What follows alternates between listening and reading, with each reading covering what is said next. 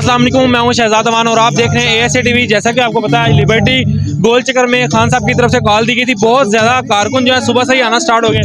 हमारे साथ अभी खान साहब के टाइगर मौजूद है, इनसे जानते हैं कि खान साहब असम्बलियाँ तहलील करने वाले हैं या कर दी हैं। अस्सलाम वालेकुम जी, वालेकुम सलाम सर जी।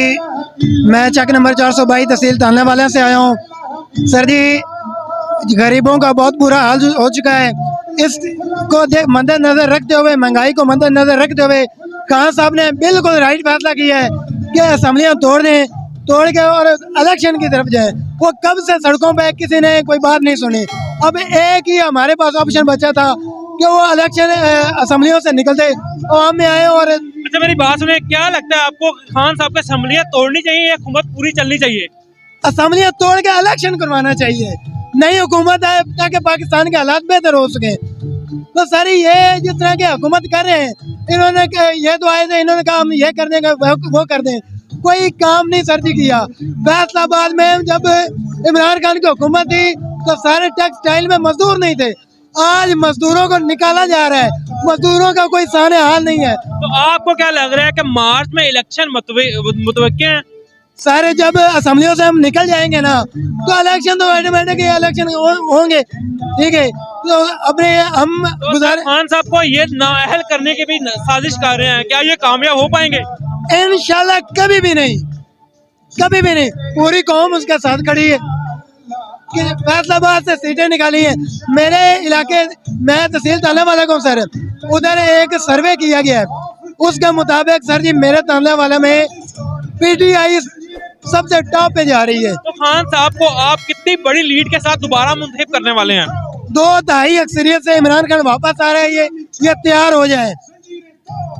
महंगाई सर बहुत हो चुकी है, मजदूरों को कोई पूछने वाला नहीं है। बिल्कुल हालात किस तरफ चले गए हैं। यानी कि सर जी 17-18 हज़ार 20 हज़ार सैलरी है, वो बिजली का बिल दे वो किधर जाए। आगे देखे गंदम का क्या रेट है, चीनी का क्या रेट है। मजदूरों को बिल्कुल इन्होंने मेरा घर करके रख दिया।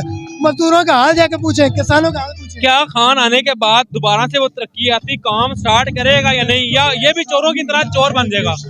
सारे बहुत अफसोस की बात है, इमरान खान अगर चोर होता ना तो वो भाग जाता। एक नारा तो लग रहा है घड़ी चोर का। सर जी इनको घड़ी नजर आती है, इनको बाजू क्यों नहीं नजर आ रहा।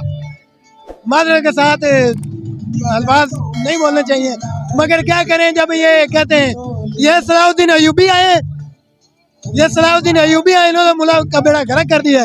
ये इतने सलाउद्दीन अयूबी आते, इमरान खान गया मुल्क के हालात ठीक करते, हम ना इधर खड़े होते। अच्छा, इस जलसे का मकसद क्या है? ये अवाम जमा करने का मकसद क्या है आज?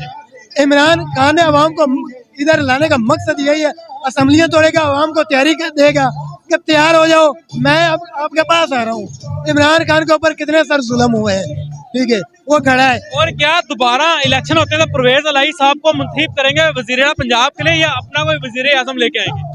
सारे जो इमरान खान का फैसला होगा हम उसके साथ खड़े हैं और चाहते हैं इस्लामी कवानीन हो, इस्लाम के मुताबिक चले, और चाहते हैं पुरअमन इलेक्शन हो ताकि मुल्क बेहतरी की तरफ जाए। सर जी मुल्क डिफॉल्ट हो चुका है, महंगाई बहुत ज्यादा है। इंडिया में सर जी देख लें, वो हमारा दुश्मन मुल्क कहाँ से कहाँ पहुँचते जा रहे हैं। तो खुदारा मेहरबानी करें, इलेक्शन करवाएं ताकि जो भी आए हमें कबूल है। Thank you. Thank you.